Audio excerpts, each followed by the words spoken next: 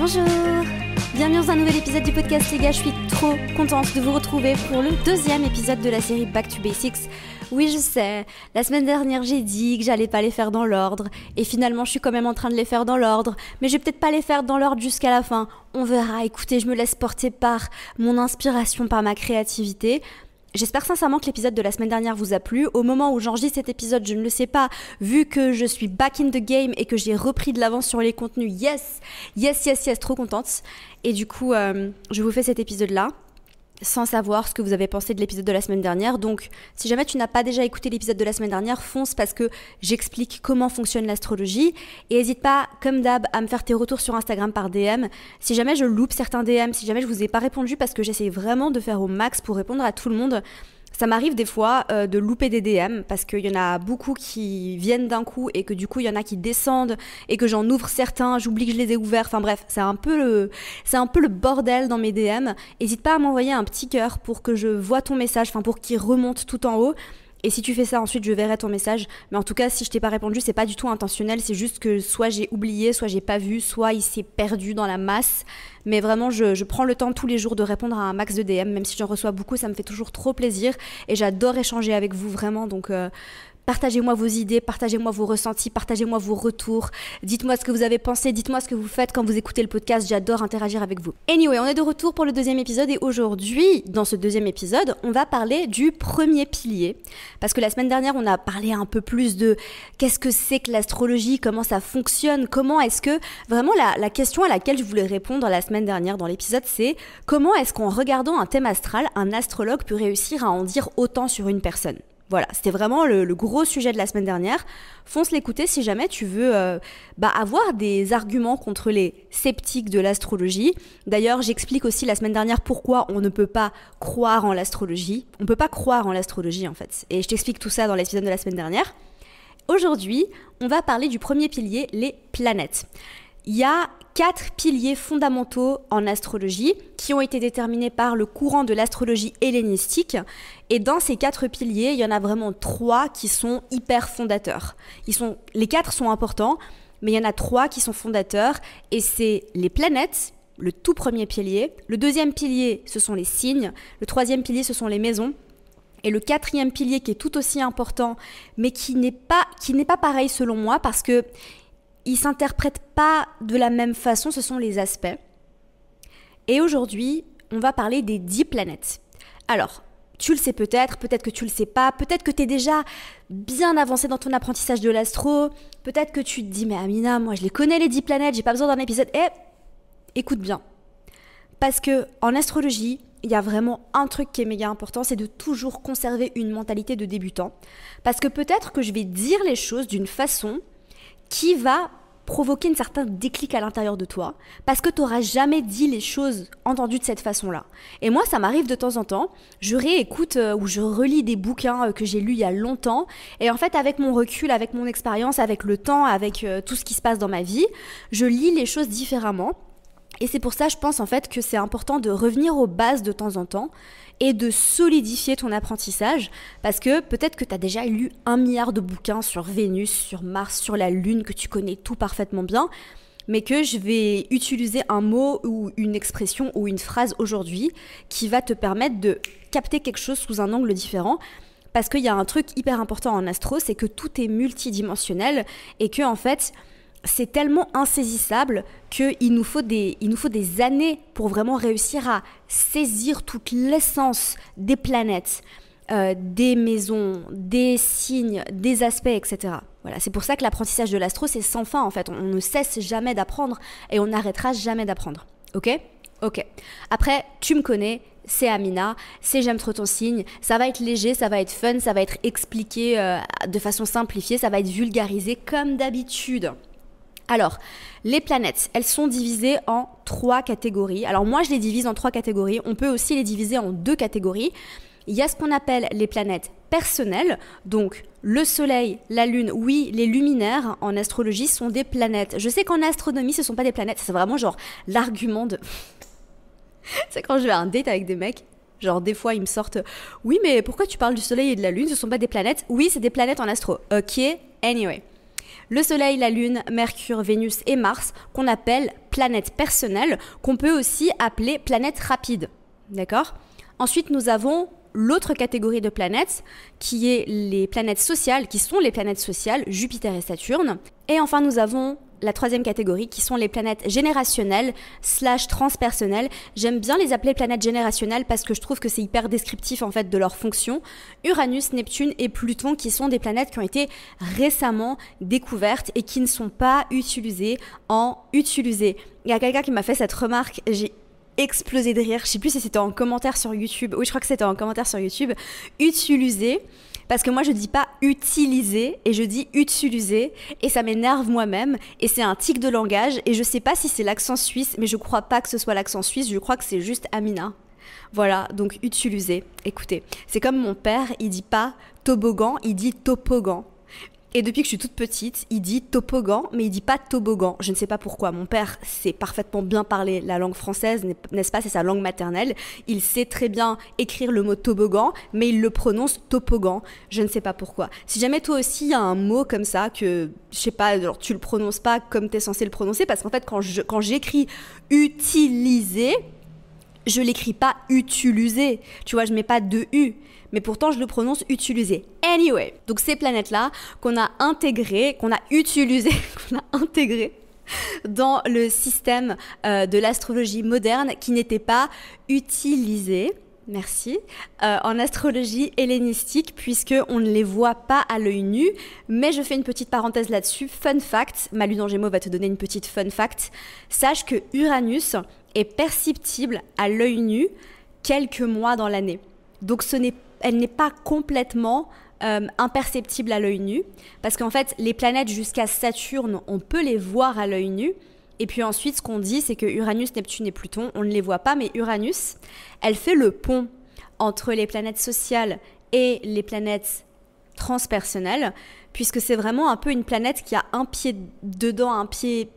Je vais t'expliquer juste après ce concept-là, mais c'est fou parce qu'en fait, on la perçoit quelques mois dans l'année et c'est vraiment, voilà, comme je te l'ai dit, cette planète qui fait un peu le lien entre ce qui est terrestre concret, puisque les planètes jusqu'à Saturne, ce sont quand même des planètes qui parlent de choses assez tangibles, alors que les planètes après Saturne, ce sont quand même des planètes qui vont parler de choses plutôt psychologiques et intangibles et beaucoup moins perceptibles, je dirais, beaucoup moins terre à terre.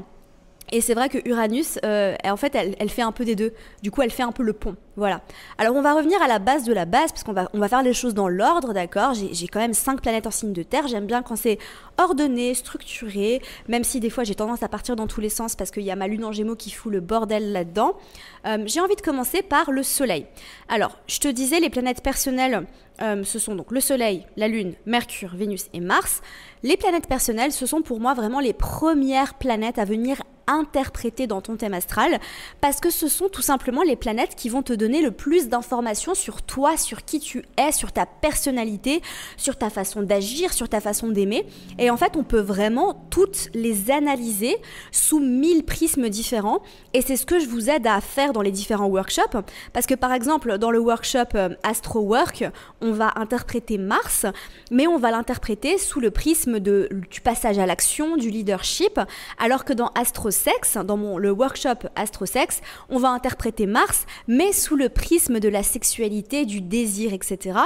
Tout comme dans Astro Love, on interprète Vénus sous le prisme du langage de l'amour, des besoins amoureux, et dans Astro Self Love, donc tout ça, c'est des workshops que j'ai créés, les gars. Je mettrai les liens dans la barre d'infos si jamais vous voulez aller plus loin avec moi et que vous voulez apprendre à décrypter votre thème sous différents angles. Ça se passe dans les workshops astro. Mais dans Astro Self Love, on étudie Vénus sous l'angle du magnétisme et du charme personnel. Donc c'est très différent de l'angle que j'utilise. Mon Dieu, ça y est, j'en peux plus. Que j'utilise dans Astrolove. Voilà. Et donc, tout ça pour dire en fait que toutes ces planètes, on peut les analyser pendant des années, pendant des mois. C'est sans fin, en fait, vraiment tout le jus qu'on peut en tirer quand on passe à l'interprétation. Et plus ta compréhension va être profonde. Donc, ta compréhension des piliers astrologiques va être profonde. Donc, le pilier des planètes, le pilier des signes, le pilier des maisons et le pilier des aspects. plus tu vas approfondir tout ça, plus tu vas pouvoir entrer en profondeur dans l'interprétation de tout ça. Et c'est ça qui fait en fait que plus on avance dans le temps, plus on progresse en astrologie, plus on arrive à développer de la profondeur dans les interprétations. Voilà, donc on commence par le soleil. Que représente le soleil? Alors déjà, si tu es newbie, si tu es nouveau en astro, bienvenue. Le soleil, en fait, le placement du soleil, c'est tout simplement ton signe astrologique. D'accord? Donc quand tu dis par exemple je suis Cancer, je suis Sagittaire, je suis Verseau, je suis Poisson, tu parles du placement du soleil dans la constellation de l'archétype du Poisson, du Scorpion, du Sagittaire, etc. au moment de ta naissance. D'accord? Le soleil, vraiment, il représente un peu notre identité de base. C'est qui nous sommes à l'intérieur. J'ai fait un épisode où j'explique un peu la différence entre l'ascendant et le soleil. Donc c'est l'épisode sur l'ascendant que j'ai publié il y a quelques semaines. Je te conseille d'aller écouter ça peut-être juste après celui-ci. Je pense que ça peut t'éclairer sur pas mal de choses. Mais l'ascendant, c'est un autre sujet. Et on parlera des angles dans un autre épisode Back to Basics, pas dans celui-ci. Pour revenir sur le soleil, c'est qui tu es, c'est ton rayonnement, c'est ta manière de prendre confiance en toi, c'est ta personnalité, c'est tes traits caractéristiques un peu de base. Ce qu'il faut comprendre en fait avec le soleil vraiment, c'est que c'est un luminaire qui va venir éclairer. Donc c'est pour ça, entre autres, qui représente notre rayonnement intérieur. Donc le soleil, c'est une planète de joie, d'optimisme, c'est une planète de positivité, c'est une planète de centre, mais c'est aussi une planète donc, de centre et de centre sur soi, donc c'est une planète d'ego. C'est une planète de conscience, et le soleil, il représente aussi tout ce qui est sur le premier plan de notre conscience. D'accord? Donc c'est pas nécessairement notre subconscient, donc il y a une planète qui représente le subconscient et je vais pas te spoiler, tu me diras dans les commentaires si tu sais déjà laquelle c'est. Mais vraiment le soleil c'est tout ce qu'il y a sur le premier plan de ta conscience, c'est aussi ta quête d'alignement et en fait ce qu'on conseille beaucoup en astro, c'est de se réaligner avec son signe solaire parce que c'est vrai que quand on commence à s'intéresser à l'astrologie, on s'intéresse à beaucoup de choses et en fait, il y a énormément de choses à analyser dans le thème astral, mais c'est vrai que le soleil reste quand même un pilier fondateur de ton thème astral parce que c'est quand même le centre du système solaire et c'est du coup le centre de ton thème astral. Donc c'est vraiment une planète qui est très importante en astrologie. Elles sont toutes hyper importantes et encore une fois, ça dépend toujours du thème parce qu'il y a certaines planètes qui sont plus importantes dans certains thèmes, etc., etc. Le soleil, il représente aussi la figure paternelle et le père dans le thème astral. Donc, quand je dis père, c'est pas vraiment père biologique, hein. C'est pas forcément le père biologique, mais c'est vraiment la personne qui a incarné la figure paternelle. Le soleil, il est aussi associé à la direction de vie, à l'énergie vitale, à ta vitalité et à ton niveau d'énergie tout simplement, qui est aussi associé à l'énergie de la planète Mars. Alors, la Lune, c'est une planète à énergie yin, donc si le soleil c'est une planète à énergie yang, la lune c'est une planète à énergie féminine. Du coup, tu l'as peut-être deviné, le soleil va représenter la figure paternelle, va représenter le père, et la lune va représenter la figure maternelle et la mère. La lune, c'est vraiment une partie qui est beaucoup plus instinctive à l'intérieur de toi, c'est donc cette planète-là qui va représenter tout ce qui est plus inconscient, et c'est un petit peu qui tu es quand tu es chez toi, quand tu te sens en sécurité, quand personne te regarde. La Lune, c'est une planète qui est beaucoup plus intime et qui est beaucoup plus, je dirais, sensible, beaucoup plus personnelle. Et c'est un petit peu cette partie de toi qui va venir en fait se révéler quand tu te sens plus à l'aise et plus confortable avec quelqu'un. Généralement, quand on découvre l'astrologie, on découvre son signe lunaire et c'est souvent une révélation en fait parce que ça vient nous donner des indications supplémentaires sur notre personnalité fondamentale. Peut-être qu'il y a des personnes qui vont se reconnaître dans leur signe solaire, donc leur signe astrologique, et quand elles vont venir étudier la lune, elles vont se dire waouh, en fait ça c'est vraiment cette autre facette de moi que je montre pas forcément facilement. Alors après encore une fois, ça dépend toujours du thème astral, mais c'est vraiment plus en fait cette partie protectrice, cette partie qui a envie de materner, cette partie qui a envie de protéger. Et c'est une planète aussi qui va parler de tout ce qui est instinct, réaction, tout ce qui va venir nous sécuriser aussi, donc tout ce qui fait qu'on se sent en sécurité. Et la lune, en fait, c'est vraiment cette partie qui fonctionne un petit peu dans l'arrière-plan de notre fonctionnement. Donc le soleil, c'est le premier plan, d'accord? Donc c'est ce qu'on montre assez facilement. Et la lune, elle fonctionne plus en arrière-plan. Alors évidemment, tu le sais, hein, parce que c'est vraiment une des fonctions principales de la Lune, et c'est ce qu'on dit beaucoup aussi en astrologie quand on commence à s'y intéresser, c'est la Lune, c'est une planète qui va parler d'émotions. Donc c'est notre rapport à tout ce qui est émotion, notre manière de gérer nos émotions.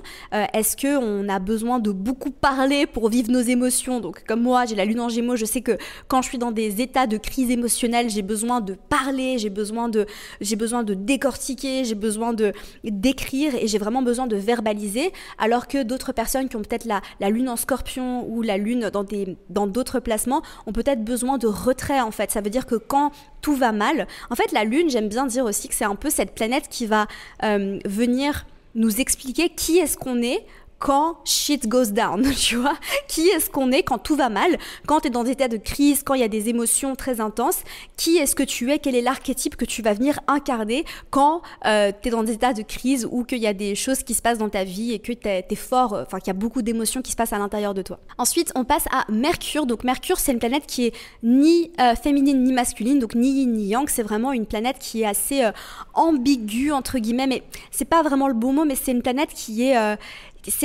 très mutable comme ça, et d'ailleurs elle gouverne 2 signes mutables, d'ailleurs elle gouverne le Gémeaux et la Vierge. On parlera de ça dans un prochain épisode Back to Basics, des planètes qui gouvernent les signes, d'accord? On parlera sûrement de ça dans l'épisode sur les signes. Mais Mercure, c'est une planète qui va parler de tout ce qui est dans la tête. Donc, qu'est-ce qui se passe dans la tête? Les pensées, la communication, la mémoire, notre manière de verbaliser les choses, notre manière de réfléchir, notre manière de retenir l'information. Mercure, c'est aussi une planète de jeunesse. Donc, la Lune, c'est une planète d'enfance. Okay. Mercure, c'est une planète aussi qui va venir donner des indications sur la jeunesse d'esprit. Est-ce qu'on est quelqu'un de jeune dans notre manière d'être? Par exemple, des personnes qui ont un Mercure très fort dans leur thème astral, généralement, c'est des planètes qui sont pleines de jeunesse, pleines de vigueur. Si tu as Mercure à certains endroits de ton thème astral, donc notamment proche de ton ascendant ou dans la maison 1, je reviendrai là-dessus dans un autre épisode Back to Basics, peut-être que tu as une apparence assez jeune. Les personnes qui ont la lune près de l'ascendant ou dans la maison 1, c'est des personnes qui peuvent avoir un peu une tête de bébé, vu que la lune représente l'enfance, et tu vois un petit peu comment on arrive à combiner en fait les planètes dans le thème astral. Mais là, je vais déjà un petit peu plus loin. Pour revenir sur l'énergie de Mercure, c'est une planète qui va aussi venir nous indiquer notre adaptabilité mentale, et c'est une planète qui est associée à tout ce qui est déplacement, technologie, mais pas les grandes technologies, pas les technologies très avancées, parce que ces technologies très avancées sont plutôt associées à l'énergie d'Uranus, mais plus la communication, les textos, s'écrire des lettres, s'écrire des textos, c'est un peu les lettres modernes, n'est-ce pas? Mais le téléphone et tout ça, c'est aussi pour ça qu'on dit que quand Mercure rétrograde, c'est un peu toutes ces choses auxquelles il faut faire attention pendant les rétrogrades de Mercure. Donc c'est une planète d'intellect, de communication, c'est une planète de pensée, c'est une planète de langage, c'est la planète qui représente tout ce qui est cognitif. Mercure, c'est une planète qui va venir faire le pont entre ce qui se passe dans ta tête, donc tes pensées, et l'extérieur par la parole. Ensuite, on passe à Vénus. Vénus, c'est une planète qui va parler d'amour, qui va parler de désir, qui va parler de plaisir. Vénus, c'est une planète à polarité yin, donc à énergie féminine, et c'est une planète qui va venir nous parler de réceptivité. La Lune nous parle aussi de réceptivité, mais c'est pas la même chose. Avec Vénus, on parle plutôt de réceptivité en termes de valeur, de ce qu'on pense mériter recevoir. Donc, si jamais tu sens que tu as des problèmes au niveau de ta valeur personnelle, que tu as du mal à t'accorder de la valeur, que tu as des problèmes d'estime de toi, c'est peut-être au niveau de Vénus dans ton thème astral qu'il faut aller regarder pour l'analyser, pour la rééquilibrer, pour aller voir donc le placement de Vénus dans ton thème astral en signe, en maison et en aspect. Mais on viendra sur ces sujets plus tard. Pour revenir sur Vénus, c'est aussi une planète de magnétisme. Donc c'est comme ça en fait que je vous apprends à l'analyser dans Astro Self Love, à savoir comprendre votre magnétisme personnel, votre charme personnel. Qu'est-ce qui fait que vous êtes hyper attirant? C'est une planète d'amour, c'est une planète qui vient nous parler aussi de notre langage de l'amour, de nos besoins affectifs. Ça, je t'apprends à l'analyser dans Astro Love, pas Astro Self Love, Astro Love. Et Vénus, elle est aussi associée au charme, à la séduction, à l'harmonie et à notre capacité à entrer en relation. Donc pas seulement les relations amoureuses, mais toutes les relations, puisque Vénus, c'est une planète qui est là pour créer des liens. À la différence de Mars, qui est une planète qui va venir couper, qui va venir séparer. Vénus, c'est une planète qui a pour intention de lier. Donc elle nous explique aussi comment est-ce qu'on va entrer en relation. Et Vénus, c'est aussi une planète de paix. Donc les personnes qui ont une Vénus assez forte dans leur thème astral, ce sont généralement des personnes qui apprécient la paix, qui apprécient l'harmonie, qui apprécient le fait que tout soit bien comme il faut, qui n'apprécient pas forcément le conflit, etc., etc. Vénus, c'est une planète douce, c'est une planète qui nous parle aussi de notre rapport à notre corps, et c'est une planète qui vient expliquer comment est-ce qu'on reçoit du plaisir, de quoi est-ce qu'on a besoin pour se connecter au plaisir, qu'est-ce qui fait qu'on se connecte au plaisir.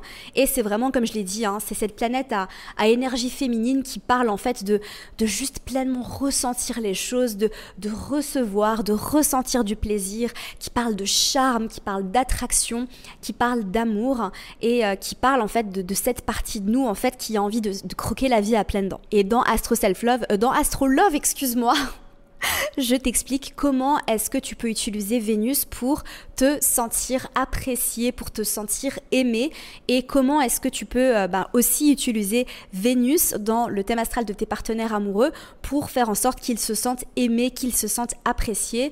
Donc voilà, langage de l'amour, beauté. Elle décrit aussi notre rapport à la beauté. Quel est notre rapport à la beauté? Notre capacité à créer du beau. Les personnes qui sont très artistiques en général, donc il y a 2 planètes qui viennent nous parler d'art et de connexion à tout ce qui est artistique. Il y a Vénus et il y a Neptune, mais je reviendrai sur Neptune un peu plus tard. Donc Vénus, c'est quand même une planète qui est passive, et maintenant on va parler de Mars. Mars qui est une planète d'action. Donc Vénus, en fait, c'est un petit peu l'opposé de Mars. Mars, c'est une planète qui vient agir. Mars, c'est une planète de désir et c'est une planète d'impulsion. Donc avec Vénus, on va recevoir, on va attendre que les choses viennent à nous, on va attirer, et avec Mars, on va venir chercher, on va venir entreprendre, on va venir passer à l'action. Mars, elle représente aussi notre force vitale, et c'est aussi une planète de combativité. Donc Vénus, c'est une planète de paix, et Mars, c'est une planète qui nous incite au conflit, mais enfin, je veux dire, les deux sont nécessaires, la paix et le conflit aussi sont nécessaires, n'est-ce pas? C'est pas du tout négatif ce que je dis.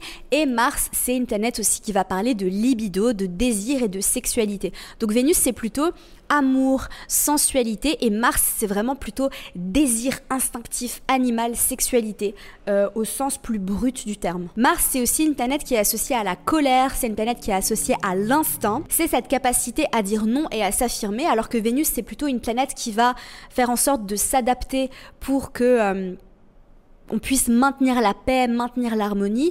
Mars, c'est plutôt une planète qui va réussir à s'affirmer, à poser des limites. Donc c'est avec Mars qu'on pose des limites, c'est avec Mars qu'on arrive à s'affirmer, à dire non, et aussi à reprendre notre pouvoir, même si la notion de pouvoir est quand même beaucoup associée à l'énergie de Pluton en astrologie. Mars, c'est une planète de motivation, donc Vénus, c'est plutôt une planète de passivité.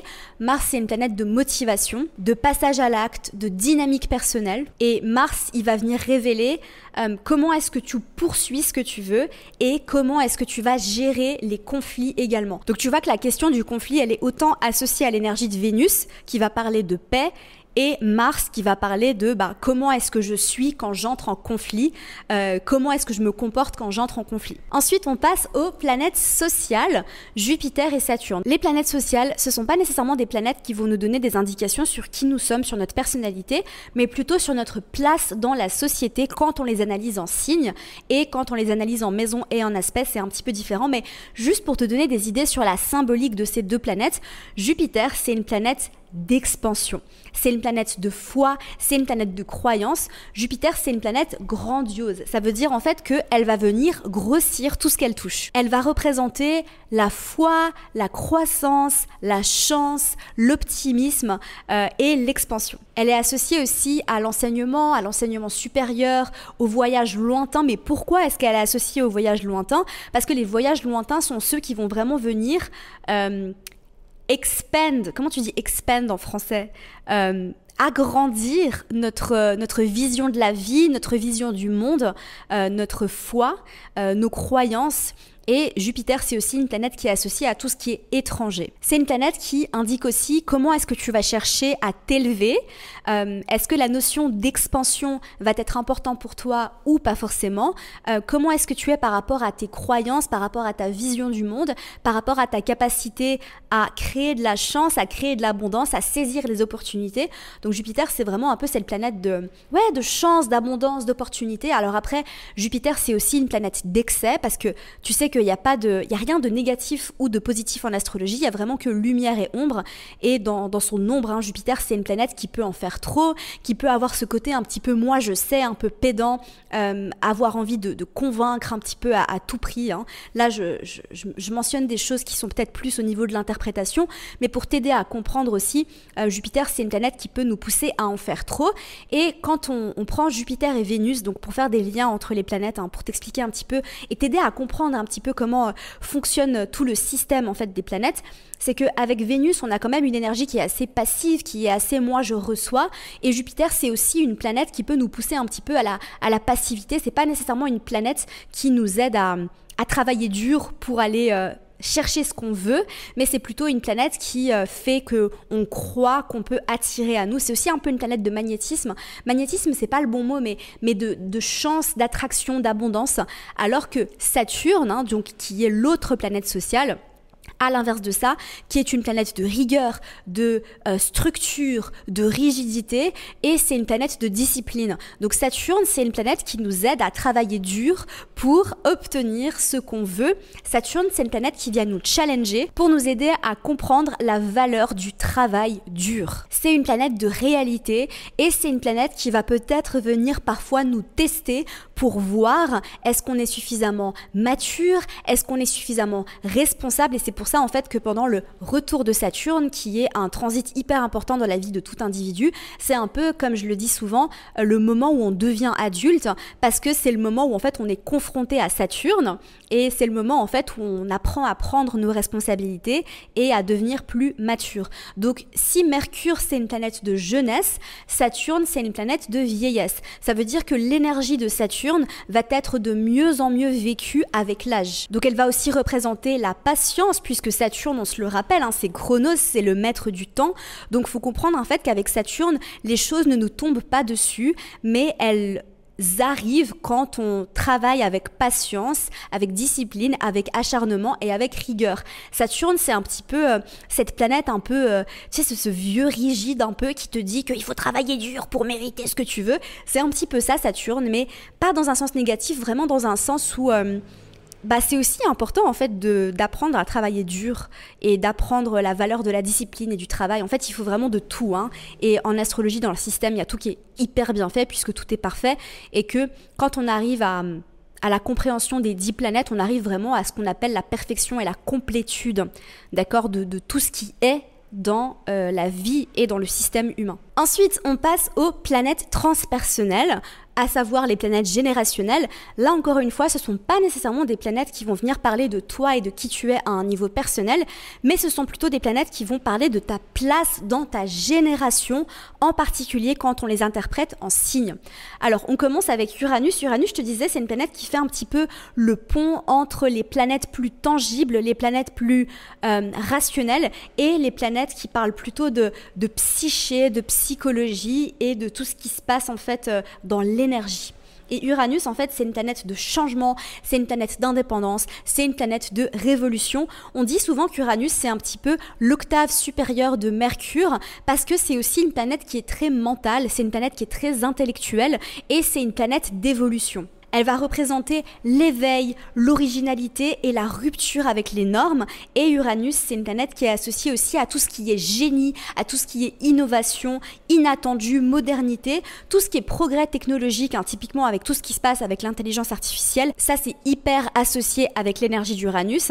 C'est une planète d'émancipation aussi, de rupture. Et c'est une planète vraiment d'intuition, mais d'intuition fulgurante. C'est pas une intuition spirituelle, même si ça peut être une intuition spirituelle, mais c'est plutôt des flashs en fait. Tu sais, quand tu as des idées qui viennent sous forme de flash en mode « Waouh, j'avais pas vu ça venir, mais ça m'est venu d'un coup », ça c'est l'énergie d'Uranus. Alors Uranus, c'est aussi une planète de surprise, donc si tu es quelqu'un comme moi qui adore faire des surprises, qui adore les surprises, peut-être que tu as des aspects à Uranus dans ton thème astral. Je vais pas parler des aspects, mais en fait, pour vraiment t'aider à saisir comment fonctionnent les planètes, sache que Uranus est associé à tout ce qui est surprise, changement, bouleversement. Et ce qu'on dit très souvent en astrologie, c'est qu'avec Uranus, on ne sait jamais vraiment à quoi s'attendre. Et c'est hyper difficile de prédire en fait ce qui va se passer avec Uranus parce que c'est vraiment une planète inattendue qui provoque l'inattendu. Ensuite, on passe à Neptune. Alors Neptune, c'est une planète de spiritualité, c'est une planète de fusion, c'est une planète de dissolution. Elle représente tout ce qui est lié à l'énergétique et tout ce qui est invisible. Donc l'inspiration, l'imaginaire, l'illusion, les fantasmes, les rêves, tout ce qu'on va venir projeter. Et en parlant de projection, Neptune, c'est aussi une planète qui est associée à tout ce qui est cinéma, tout ce qui est projection, écran, etc. Donc ça, c'est un peu peut-être plus anecdotique, mais pas vraiment au final, parce que c'est aussi pour ça, en fait, que toutes les personnes qui travaillent dans le cinéma ou sont très intéressées par le cinéma ou par tout ce qui est photographie, film, etc. Très souvent, elles ont un Neptune assez fort dans leur thème astral. Et Neptune, c'est aussi une planète qui est associée à tout ce qui est compassion, énergie, lien spirituel, la foi aussi, mais pas la foi au sens jupitérien, parce que la foi au sens jupitérien, c'est plutôt une foi religieuse, une foi en termes de croyance et qui va dans une certaine direction, alors que Neptune, c'est plutôt une foi qui est très spirituelle, une foi d'interconnexion. Avec Neptune, en fait, il n'y a pas de limite, en fait. Je t'expliquais que Saturne, c'est une planète de limites qui va venir structurer, qui va venir poser des barrières et des limites, alors que Neptune, c'est une planète qui vient fondre toutes les barrières et qui nous rappelle en fait qu'on est tous connectés. Donc c'est une planète de connexion, c'est une planète qui est liée à tout ce qui est énergétique, invisible. C'est aussi une planète qui est associée à tout ce qui est poison, à tout ce qui est médicaments, dépendance, alcool, addiction, etc. Parce que c'est une planète qui parle aussi de tout ce qui est fuite, donc fuite de la réalité. Alors désolée si jamais tu me regardes sur YouTube, il y a eu une interruption parce que j'avais plus de batterie sur ma caméra et que je devais aller en call avec ma comptable. Si tu regardes les vlogs, tu vas comprendre ce qui s'est passé parce que j'explique. Anyway, je reprends sur Neptune. Donc c'est une planète de flou, c'est une planète d'intuition, c'est une planète de connexion à tout ce qui est énergétique, vibration, c'est une planète d'amour inconditionnel.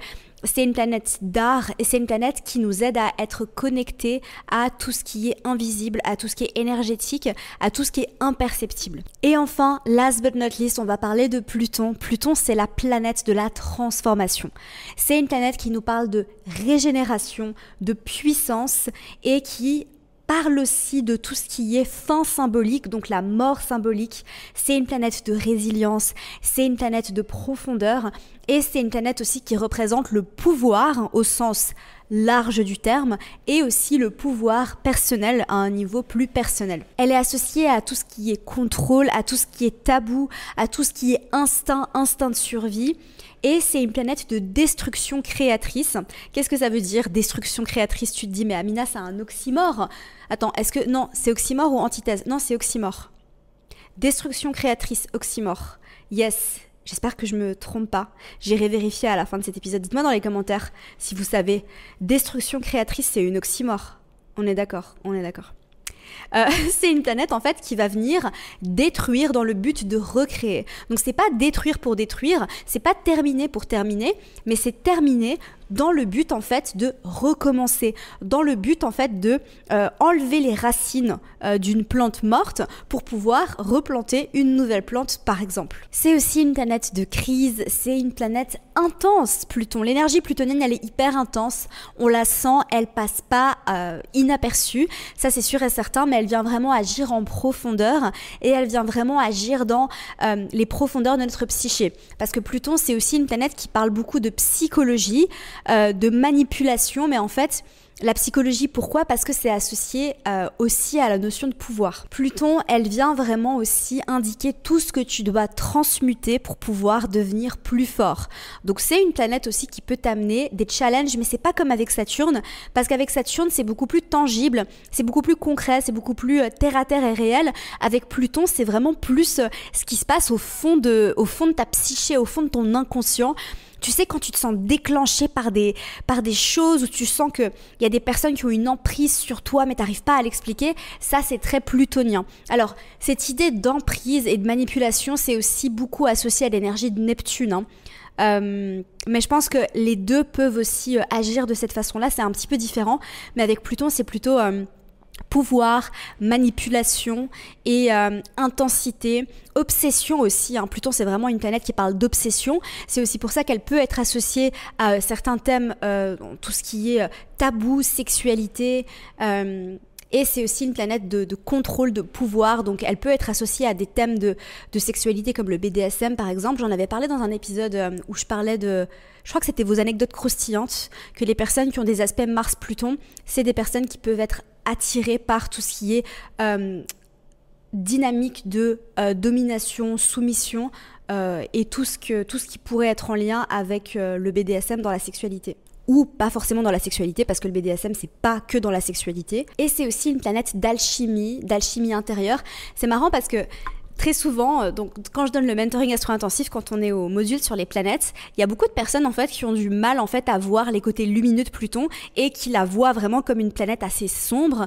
Mais en fait, c'est parce que on a tendance à... Alors, pas tout le monde, hein, mais certaines personnes ont tendance à associer le pouvoir ou la notion de pouvoir avec quelque chose de négatif, entre guillemets, alors que le pouvoir, c'est pas du tout négatif et que le pouvoir, ça peut être hyper lumineux. En fait, c'est neutre comme notion, mais c'est vraiment qu'est-ce qu'on va y ajouter personnellement avec notre subjectivité comme connotation, d'accord? Donc, tout ce qui est associé à Pluton est intense, ça peut être sombre, mais c'est pas négatif, d'accord? Donc l'obsession, l'intensité, le pouvoir, la transformation, parce que c'est vrai que nous, en fait, on aime le confort dans notre société, on aime être accroché à nos choses, et vraiment cette énergie plutonienne qui vient balayer tout ça pour nous aider à nettoyer le terrain et à créer sur des fondations saines, c'est inconfortable, mais c'est pas négatif. Parce que sans Pluton, on pourrait pas en fait justement repartir à zéro, renaître de nos cendres, nous connecter à notre pouvoir personnel et pouvoir justement grandir, évoluer, mais de façon hyper profonde en fait. Donc Pluton, c'est aussi une planète de crise et d'intensité, mais tout ça est nécessaire en fait à notre évolution. Et comme je l'ai dit, hein, dans toutes les planètes, elles ont toutes leurs faces lumineuses et elles ont toutes leurs faces sombres. Il n'y en a aucune qui est positive, il n'y en a aucune qui est négative. Et ce qui est important de comprendre en fait, c'est qu'elles représentent vraiment l'entièreté de tout ce qui est dans le monde en fait. Donc c'est ça qui est extraordinaire et en fait, il faut vraiment de tout pour faire un monde. Et je vais terminer sur cette belle phrase. Voilà les gars, c'était beaucoup plus long que en fait, j'avais vraiment envie de faire un tour rapide. Évidemment, il y a encore 1 milliard de millions de choses à dire sur les planètes. D'ailleurs, le module sur les planètes dans le mentoring astro-intensif, je pense que c'est un des modules les plus longs. Il y a le module sur les signes qui est extrêmement long et le module sur les planètes, il est vraiment aussi très long. Des fois, il y a des vidéos de 45 minutes sur certaines planètes, hein, d'accord? Donc vraiment, je vais vraiment en profondeur, il y a encore beaucoup de choses à dire, mais je vais m'arrêter là pour cet épisode de podcast. Si jamais tu as envie de te former à l'astrologie avec moi, ça se passe dans toutes mes formations, mais notamment dans le mentoring astro-intensif, qui est mon accompagnement sur 6 mois pour te former professionnellement à l'astrologie. Le lien, si tu as envie de t'inscrire sur la liste d'attente et de recevoir les infos, il est juste en dessous dans la barre d'infos sur YouTube ou dans les notes du podcast. Et tu peux aussi m'envoyer un petit DM sur Instagram. Si jamais tu as la moindre question, je te répondrai avec plaisir. Sur ce, je te laisse, je te retrouve jeudi prochain pour un nouvel épisode du podcast. J'espère sincèrement que cet épisode t'aura plu. Envoie-moi un emoji planète par DM sur Instagram ou commente un emoji planète juste en dessous sur YouTube ou commente un emoji planète sous mon dernier post Instagram pour me faire savoir que tu as écouté l'épisode jusqu'à la fin et que tu es une vraie ou un vrai. Voilà, cœur sur vous les gars, prenez soin de vous et on se retrouve la semaine prochaine. Bye!